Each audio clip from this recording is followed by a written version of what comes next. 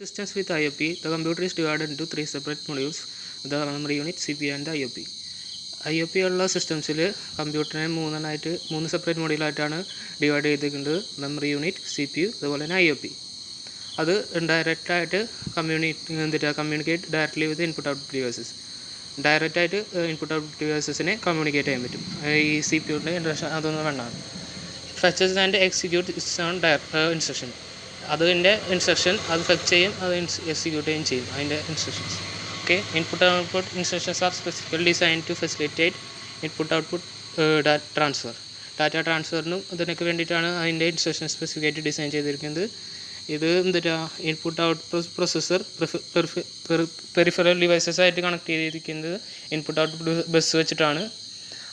അതിന് മെമ്മറി ബസ്സായിട്ട് മെമ്മറി യൂണിറ്റും സെൻട്രൽ പ്രോസസ്സിങ് യൂണിറ്റായിട്ട് കണക്ട് ചെയ്തിട്ടുണ്ട്. മെമ്മറി സെൻട്രലായിട്ടാണ് വരിക, CPUൻ്റെയും ഇൻപുട്ട് ഔട്ട്പുട്ട് പ്രോസസ്സിൻ്റെ ഇടയിൽ. Instructions that are read from memory by an input output processor are sometimes called commands.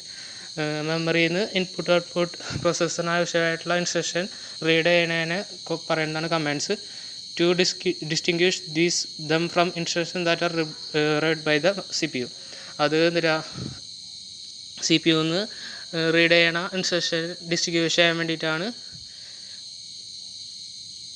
CPU മെമ്മറിയിൽ നിന്ന് റീഡ് ചെയ്യണ ഇൻസ്ട്രക്ഷൻ ഡിസ്റ്റിങ്വിഷ് ചെയ്യാൻ വേണ്ടിയിട്ടാണ് അതിന് കമാൻഡ്സ് എന്ന് പറയുന്നത്. ഇതാണ് അതിൻ്റെ ഒരു വർക്കിംഗ് എന്ന് പറയുന്നുണ്ടെങ്കിൽ. CPU sends instruction to test IOP path.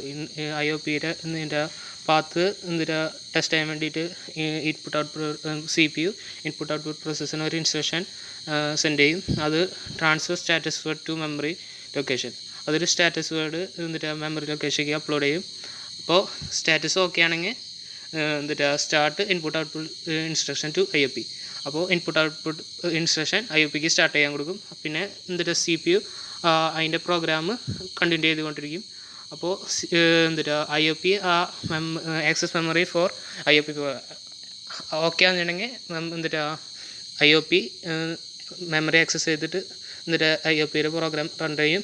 കണ്ടിട്ട് input output transfer using DMA ഉപയോഗിച്ചിട്ട് അതിൻ്റെ ഇൻപുട്ട് ഔട്ട്പുട്ട് ഡാറ്റ ട്രാൻസ്ഫർ ചെയ്യും. Prepare status report. പിന്നെ സ്റ്റാറ്റസ് റിപ്പോർട്ട് റിപ്പോർട്ട് ചെയ്യും. പിന്നെ input output transfer completed interrupt CPU. Input output transfer complete ചെയ്യുക, CPUവിന് interrupt കൊടുക്കും. അപ്പോൾ CPU IOPയുടെ റിക്വസ്റ്റിൻ്റെ സ്റ്റാറ്റസ് ചോദിക്കും. അപ്പോൾ transfer status word to memory location. അപ്പോൾ IOP സ്റ്റാറ്റസ് വേർഡ് മെമ്മറി ലൊക്കേഷനിലേക്ക് അപ്ലോഡ് ചെയ്യും. അപ്പോൾ CPU check status word for correct transfer. അത് കറക്റ്റ് ട്രാൻസ്ഫർ ആണോ ചെക്ക് സ്റ്റാറ്റസ് ചെക്ക് ചെയ്യും. അങ്ങനെ കണ്ടിന്യൂ ചെയ്യും. ഇതാണ് ഒരു ഇൻപുട്ട് ഔട്ട്പുട്ട് പ്രോസസ്സിൻ്റെ വർക്കിംഗ്. Okay, thank U.